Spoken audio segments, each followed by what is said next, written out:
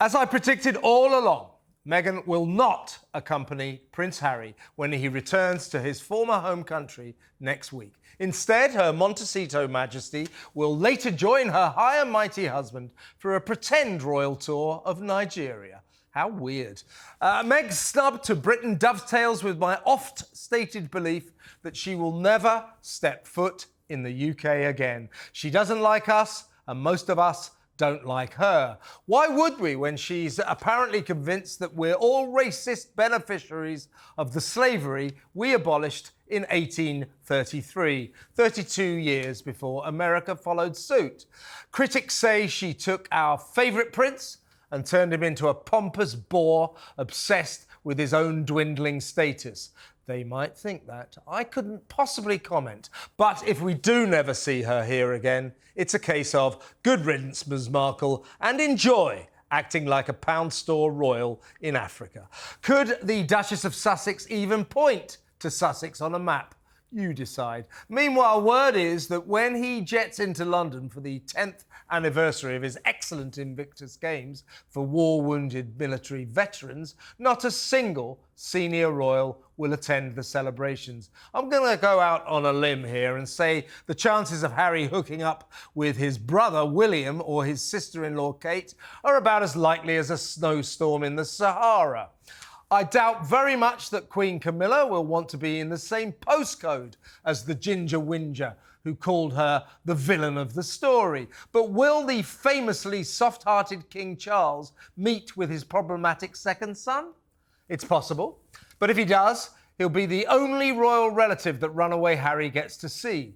To underline just how far he has fallen down the regal ladder, the Duke is also expected to stay at a hotel rather than a royal residence. Let's face it, with his snarky attitude to the country that afforded him a life of privileged luxury, Harry has become a kind of pariah. When the inaugural Invictus Games were launched in 2014, the top royals turned out in force. Prince Charles, as he was then, Camilla and William were all there to support Harry and his inspirational sporting spectacular. This time, in a pointed message, they will all be conspicuous by their absence. After delivering his reading at the Invictus Thanksgiving service at St Paul's Cathedral, Harry will proceed to Nigeria to be reunited with his wife, who claims to be 43% Nigerian. Whoop! So that's a form of homecoming for her.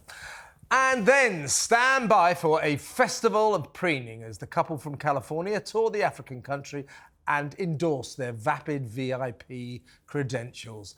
And after that, will Meghan make a quick visit to the British county she's a Duchess of? Sure, yeah, and pigs might fly.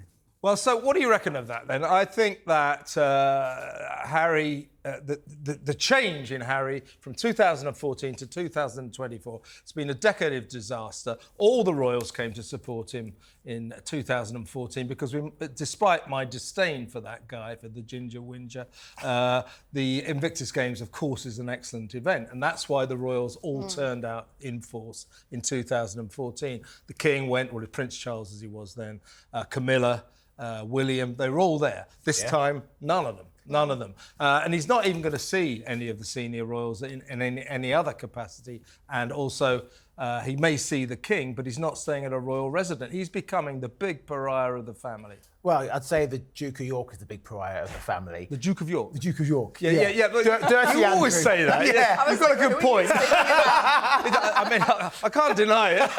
Well, we've got two pariahs. I think they've got an embarrassment of pariahs in their family. I think Harry looks like a real man. That's what I think. I think coming back, he's coming in, despite the negative press he's going to get, despite his family not wanting to see him. Let's be frank, he's flying here, so his family could all say, OK, bygones be bygones, it's a great event, you're doing really well, we're going to come down and support you.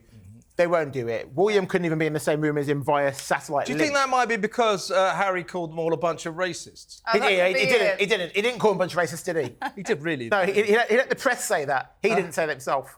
So that interview with Oprah, that was full of praise for the royal family. No, it wasn't. Of course it wasn't. And neither was the book Spare. Spare was not great either. But he has seen his dad since. So I'd be surprised if Charles didn't say. But this would be a nice event for everyone to kind of come together and say, hey, let's put this, bull. We don't want them to come together. It's not as if. I would like to see them in one room. If they ever get back together, it won't be much of a story, will it? We would be light on content. This is not a case of Harry saying, here's the guest list, guys, don't let these lot in.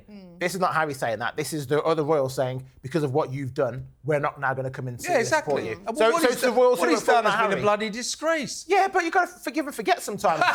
You've got to forgive and forget sometimes, right? I don't know if they're ever going to forgive and forget, but I would like them to. Exactly. I bet he'll see Eugenie and those guys, and he'll see Zara Phillips and Mike Tyndall. You'll see those lot. He's going to see William. His second-tier family. Yeah. Second tier. Second tier? That's the Z list. He'll see those guys. Next up, we'll be talking about Peter Phillips, won't we? I think Meghan should go, though. Yes. I think Meghan should still... Meghan will, JJ knows this. I've always said Meghan will never step foot in this country ever again. And the reason is, as I said in my monologue, that's because she hates us and we hate her. Well, I think we hate Meghan Markle. And actually, I put it. Hate's such a dangerous word. Yes, and I said don't like. We don't like her. Just she doesn't like us. I think the British public don't like Meghan Markle, and I think Meghan Markle does not like the British press. And it's the British press who control the narrative, unfortunately. So I think it's good reason for her not to come. Because you think this country is full of people who absolutely adore Meghan? No, God, no. I think a lot of people in this country are indifferent. Yeah. I think they're nonplussed about her. But I think if she comes to the games or she goes to the ceremony, a lot of the press will write, Meghan tries to steal the show, make it all about herself, blah, blah, blah, blah, blah. Takes attention away from Harry. People like that troll I spoke to on TV a couple weeks ago, and I said to her, Angela Levin. That's Angela Levin. Here we go. You're talking about a woman who spent months... 20 minutes with Harry. Spent 20 minutes with him. a long time. She spent 20 minutes with him to write a book. Big deal. How much time have you spent with About 5 or 6 hours, I'd probably say. Really? You're old drinking mates. We are old drinking mates, actually, yeah. That's correct. Oh, yeah. Yeah, we used to go to the same... He was on my... Sorry, I've got to clear my throat. And there's... There are pictures and videos of me and him at Mahiki and Abu Dhabi. At the time, I thought he was just another posh, rich. To be honest, all he did was. And it turned out you were right. All he did was party. But he was young. He was young and had loads of money. Him and all his mates, they'd all go to the same kind of clubs. They'd all drink loads of alcohol, and they wouldn't have to get up for work in the morning. But would it be a good PR situation for the Invictus Games if she were to come? To Britain? Yes. I don't know. Would it bring more attention to... I think it'll bring more attention to her and Harry. I think it'll take attention away from Invictus Games. Well, not so long ago... Then she shouldn't. Not so long ago, I was listening to you on the talk, watching you on the talk, and I won't name him, Ian Collins. He said that there was no way that Meghan would pass up this opportunity to come to Britain because she'd be photographed everywhere. He doesn't understand Meghan, does he? What Meghan loves and actually demands is to be loved. And she cannot take unpopularity. That's why she's not coming back to the UK, because everybody hates her. Sorry, everybody doesn't like her. The press. I would do the same. It's too much. Yeah. Do you dislike Meghan Markle? No, I don't. But and I think most people like her. Why don't you dislike her? Please explain. I just don't get that. I'm indifferent to you. I'm not British, and that is a big. Yeah, but we still control you. Well, yeah, you do apparently. But at some point, you might don't not. You forget it. But you're one of our favourite colonies. Exactly, but I don't have that same kind of attachment or detachment for someone that it's not the same. I don't have the same thoughts on the royal family that you guys would. It's just that's the reality. But I'm not a royalist, but I like having the royal family. I think they bring in more money for the country than they cost. Yeah. I'm not overly enthusiastic about having to pay for them for everything and them getting away with not paying any inheritance tax. But generally speaking, I think they do more good than harm for the country. However, I think they handled the whole Harry and Meghan situation wrong, and Harry and Meghan. I think Harry and Meghan have handled everything wrong as well. Too. Yeah, Harry and Meghan made themselves unhandleable. I mean, their behaviour in the States, their behaviour after Megxit was unconscionable. It was just outrageous. They didn't only accuse the royal family of being a bunch of racists. They accused the whole nation of being a bunch of racists. They accused the whole nation of being beneficiaries of slavery. I'm from Ireland. So it's not me. It ain't you, O'Sullivan. Yeah, look, I think there's a difference between our press, our right-wing press, and a difference between the British public. I think generally the British public, generally speaking, I think 40% of the British public could not care less whether Charles and Harry see each other, whether Harry and William make up. I disagree with that. I mean, I don't think they're deeply emotionally invested. They're not waking up and thinking, but the royal family are a terrific soap opera. Yeah. So people follow everything they do astutely every day, every minute, every hour. We're fascinated with them. Our marvellous American audience also are fascinated with them. They are. And I don't blame them. Much. They are interesting. Well, that's the reason why there's so many royal TV shows, royal movies. Yeah, well, exactly. Yeah. That crap, The Crown. That's actually Jesus guilty Christ, pleasure. did you watch that? No, I didn't. No, I watched like 3 episodes. I don't like period dramas. I think I watched some of the first series. I might have watched a little bit of the second. I couldn't take any more. Don't tell me how it ends. I thought it was all real because I was so... So Australian. Yeah. Well, yes, I didn't know I don't read it.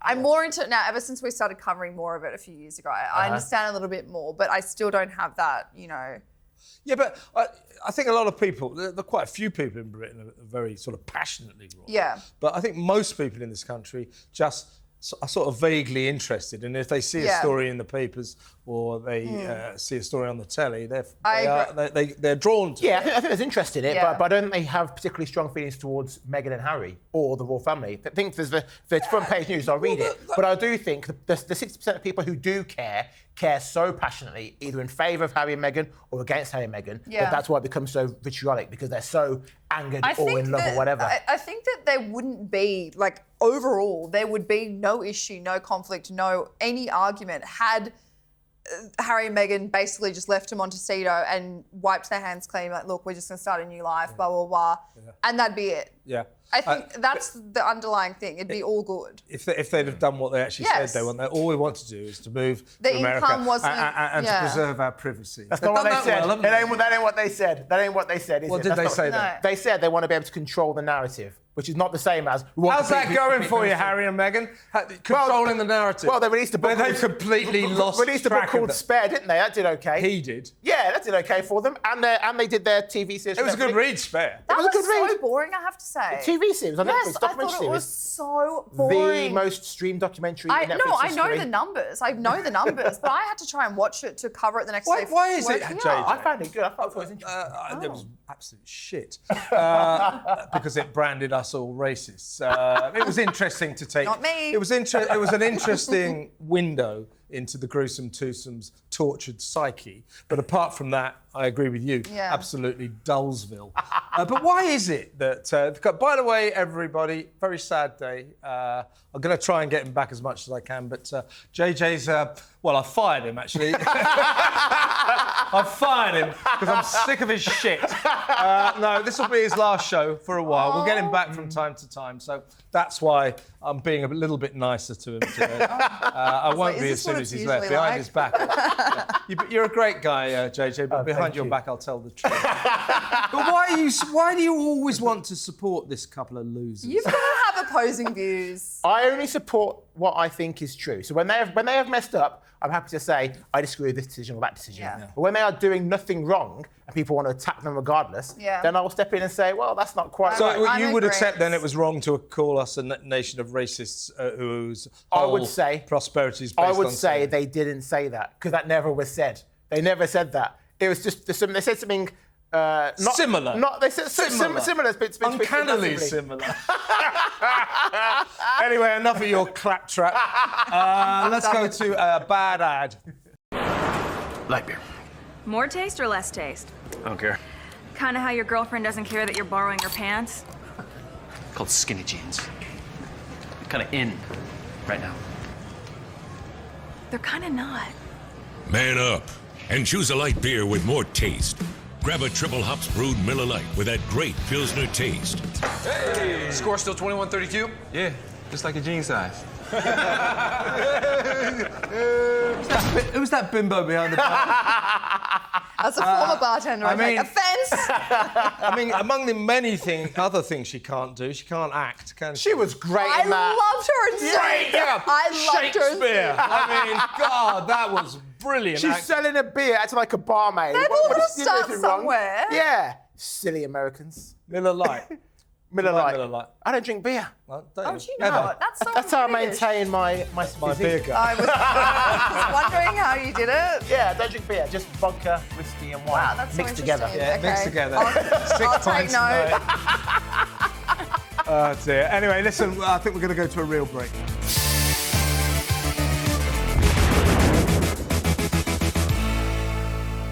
Is Meghan Markle hard to get along with? It's fair to say there's quite a turnover in the merry-go-round of her here today, gone tomorrow friendships. Only a few days ago, the Duchess of Netflix's alleged dear friend, as she called her, Sophie Gregoire, estranged wife of the catastrophic Canadian Prime Minister Justin Trudeau, would only concede, "I know her." They're clearly vague associates for life. In an interview with The Times, after failing to confirm the closeness about which Meghan gushed, Sophie swiftly moved on to her sympathy for Kate as she battles cancer. Kind words for Meg's bitter rival. Meanwhile, the gruesome twosome's once chummy relationship with Posh and Bex is reported to have imploded after Harry phoned David Beckham to inform him of Meg's suspicions that Victoria was leaking stories about her. After the caustic call, Beckham was said to be absolutely furious, and all ties have since been cut. Hence, at Victoria's recent glamorous, glittering 50th birthday party, Harry and Meghan were not there. Relations are similarly strained with singing star Katy Perry after she joked that maybe Meghan should have had one more wedding dress fitting before walking the aisle. Other former Harry and Meghan allies like George and Amal Clooney, Idris Elba and ex-Vogue editor Edward Enninful have also made it clear by their actions that they're reluctant to risk getting too close to the Sussexes for fear of damaging their ties to King Charles and the British royals, especially William and Kate, whose disdain for Meghan is not exactly a secret. Even the Montecito set, including Oprah Winfrey, no longer seem to be bosom buddies with their regal Californian neighbours. Not to mention her father, Thomas, and pretty much her entire family, who she hasn't spoken to for years. Once inseparable pals like Jessica Mulroney, Sarah Rafferty, Corey Vitello and Millie McIntosh have also exited the Duchess's ever-changing inner circle. So why does Meg fall out with so many pals? Is it because she's a user, one of those self-centred people who see friendships as a tool for personal advancement? You decide. But the sad thing about all of Meghan's machinations is that she seems to have taken the famously amicable Prince Harry along for the ride. He used to be a friendly soul, a guy who loved his brother. Now, he's at war with the world, locked in a bitter feud with William and launching legal action at the drop of a hat, especially against the British newspapers he despises. He sees himself as a dragon slayer with a sacred mission to tame the media, a messianic mission destined to spectacularly fail. But good luck with that, Harry. I do think Meghan is a user. She sees friends as a way of getting personal advancement, and as soon as they're no good to her, they seem to fall by the wayside. She's snubbed lots of her friends, close friends that used to be in her circle. Of what I will say, but the main one is that Sophie Gregoire, the former or the estranged wife of Justin Trudeau, who just said, "Well, I just know her. I'm not a close friend." And then you've got the Beckhams, who wouldn't want to be in the same postcode as them anymore. Well, they don't need to. It is odd that, if it's true that Harry called up David Beckham and said... That's very odd, isn't it? Meghan thinks you've been telling stories on us because we told you this and then it was in the papers and you're the only person I told. That's very strange. I would say the Beckhams don't need publicity, and they have never, in my experience, sold a story to anyone. I've been around as a journalist. I've been around the Beckhams for a long, long time. If you want to know, I've got lots of criticisms about them, but I can tell you, 100%, those two do not sell stories. Yeah, they never ever do. They don't need to. They don't need to. And they never They're did. Powerful. To be fair, they never did. Yeah. So that was a very unfair accusation. It's strange, and the Beckhams are mates with, like, you saw Tom Cruise at Posh's 50th. When is he a ever couple going weeks ago. out? Exactly. Yeah. If you've got someone like Tom Cruise in your close circle, means you're a pretty safe pair of hands. So I don't believe totally. that they That's did. a good point. Yeah. This is my favourite falling out. It's Katy Perry.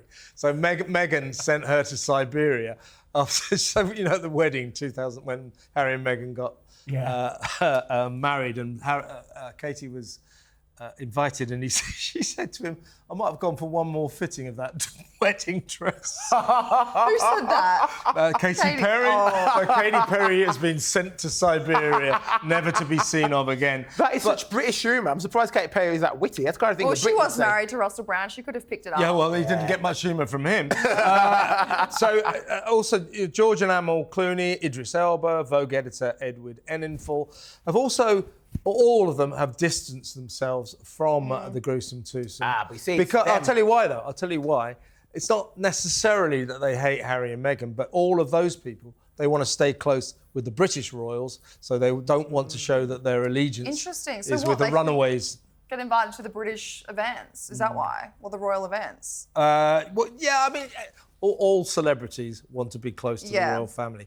If you hitch your wagon to Harry and Meghan, you will automatically, William's not going to speak to you. Camilla won't speak to you. So they're playing their cards very carefully. But of course, she's sort of snubbed all sorts of people, not to mention her Piers Morgan. Oh, by the way, How dare! Lucky Piers. Also, Oprah Winfrey keeps them are they not friends anymore? Keeps them at arm's distance. This is the Santa Barbara crew, correct? Because Katy Perry's there. They're said to be considering leaving Montecito, and that's because, to an extent, they've been ostracised now by the Montecito set, apparently. And don't forget, though, of course, she's no slouch. She's friends like, of course, her own family, except for her mother, Thomas Markle, Jessica Mulroney, Sarah Rafferty, Corey Vitello, and Millie McIntosh were all part of her very, very inner circle. They're all out now. Look, if we can say on one hand that the royal family are right to snub Harry and Meghan for what they've done and said about them, then Meghan is right to snub her family for what they've done and said about Meghan and Harry. Correct, Monday? The one thing I find interesting, though, is that her Suits cast all rallied behind her. They haven't anymore. Well, some of those. You're right, they haven't in a while. They haven't now. Someone recently, I can't remember which character it was, which actor from Suits recently said. Mike? Maybe. The guy. Patrick Adams or whatever. So he recently said he doesn't speak to Meghan. Oh, interesting. Because then for a while... But I mean, I know you're her biggest fan and all that, but that... I know you guys are best friends. There is an extraordinary turnover of mates for her, isn't it? I mean, she does seem to get through them like water. Yeah. That's suspicious. But maybe she's just got very discerning taste. See, after all this time, I'm persuading you. I'm finally succeeding. It is time now for a bad ad.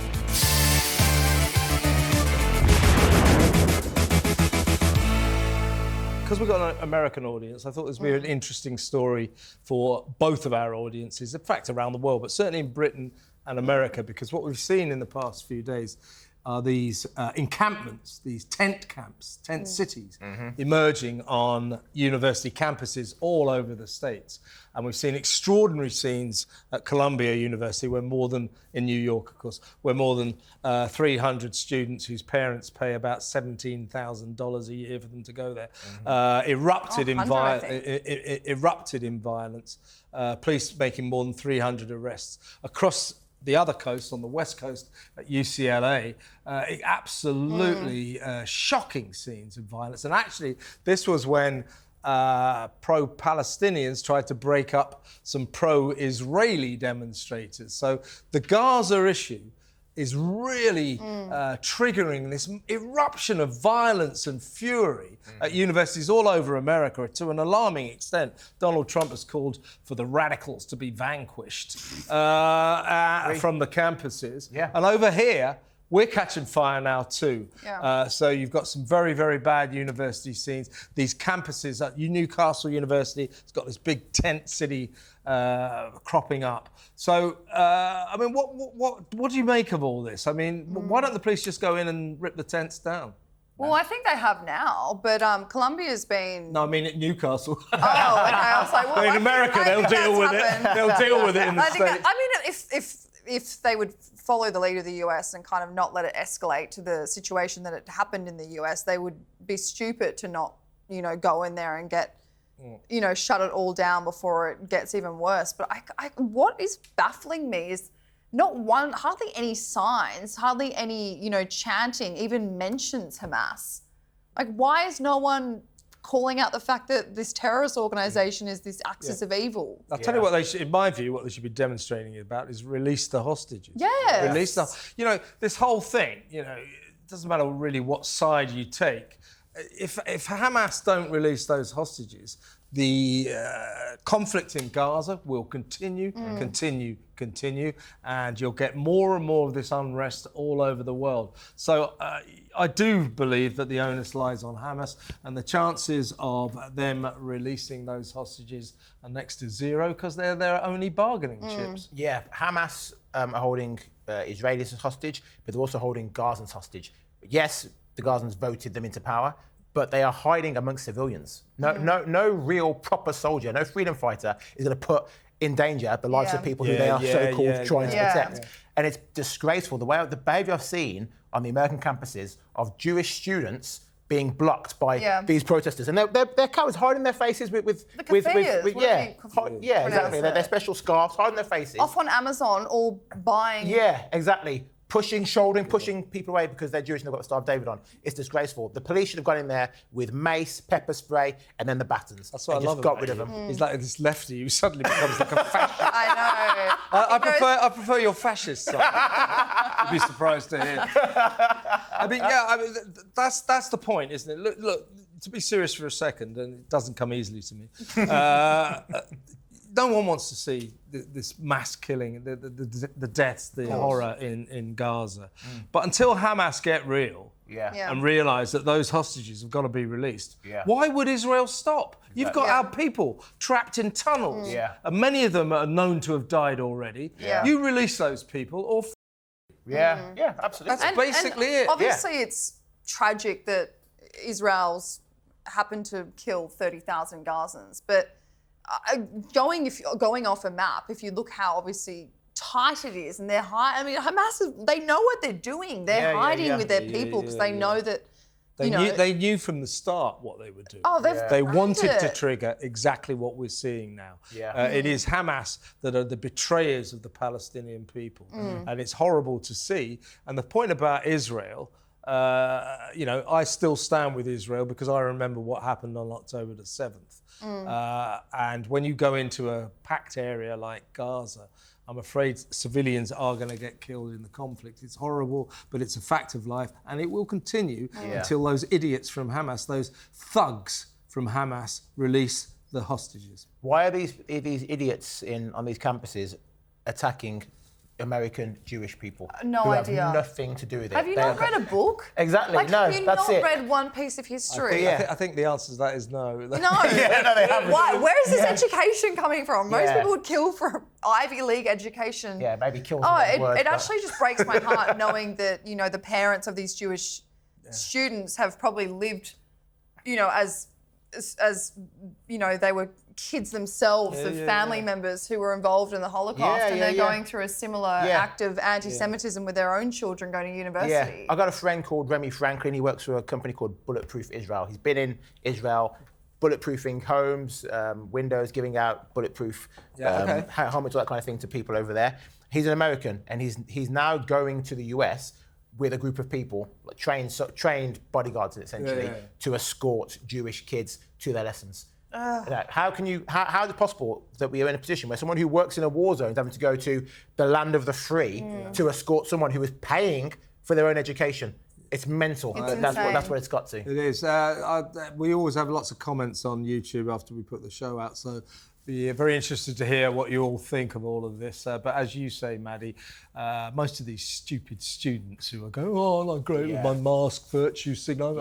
I support the righteous cause. They couldn't point to Gaza on a map. Absolutely. They really couldn't. Absolutely. We're going to go to a bad ad. Adelaide Furniture and Electrical. Hey Joe, how do you keep the prices so low? It's second hand. Well, you wouldn't know. Hey Joe, how do you keep the prices so low? You haggle. Come on, give us a go. There's lounges, dining, kitchen stuff. Hey Joe, you're not charging enough. Fridges, washers, and TVs. Everything electrical is guaranteed. Port Road. 7 days a week. Is that especially for you? Is that for me, There are two things I'd like to say about that, but first of all, the best thing about it was Meghan wasn't in it. And the other thing is, isn't Hey Joe a Jimi Hendrix classic? Yeah. It is, isn't it? Yeah, Probably it before is. my time. It is. Definitely before your time. So you've never heard of Jimi Hendrix? No, I didn't know that. Have you heard of the Second World War? No, Or was that I've before never your heard time? it. I'll tell you what. People, they're always saying this. It's before my time. As kidding if you're you. not required to know anything that happened before you were born. I'm the oldest in my team upstairs. Can I just have this one old are time? you? What, you're 12? I'm 30 and everyone's like 10 God, you're a upstairs. baby. No. So let me have... No. You look like you're 21. Okay. Thanks. I believe you've got a few mean tweets. Yeah, well, JJ. this first one is super, super long. I am watching this programme tonight, she means what just happened, and I'm appalled at the conduct of both the host and the guests. Their attitude, behaviour, content screeching, and your bleeping out of profanity is beyond a joke. Where do you get these people from? And no doubt you pay them. Not this time, babe. Maybe some viewers in the country think this is a huge laugh on a Friday night, but I think it is the pits. Won't be watching again. And that's from a woman called Vivian Lee. Vivian Lee, she was an actress. She was married to Yes. Laurence Olivier. Well, maybe it's her. She's back No, from I the think dead. she's dead. Perhaps she sent that from beyond the grave. But anyway, Vivian, I'm very sorry about the swearing, but go yourself. Here's another one. talkTV. Why is Kevin O'Sullivan's microphone so low? I can hear his guests clearly, but Kevin always sounds faulty. That is up. interesting because I've Bring that definitely got the up. loudest voice. I don't even need a microphone. Everybody can hear me from all around the world. And here's the last one. This is from someone in your favourite country in the world, America. You know he hates Britain but loves America. Yeah, it would seem. Yeah. It would I do not hate Britain.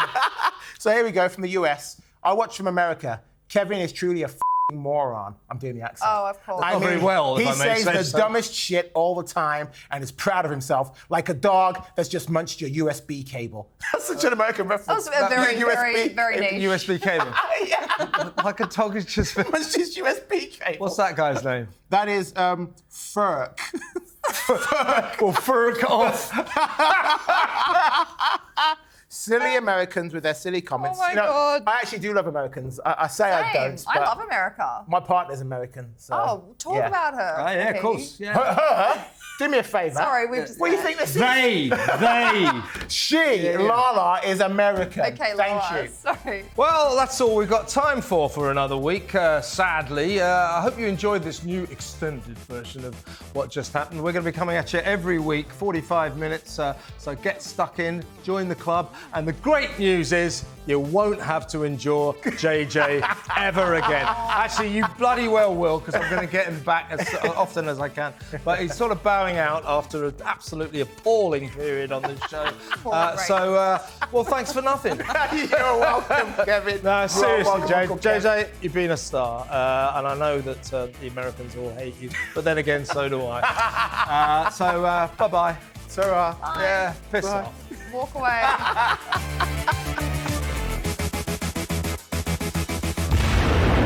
What just happened?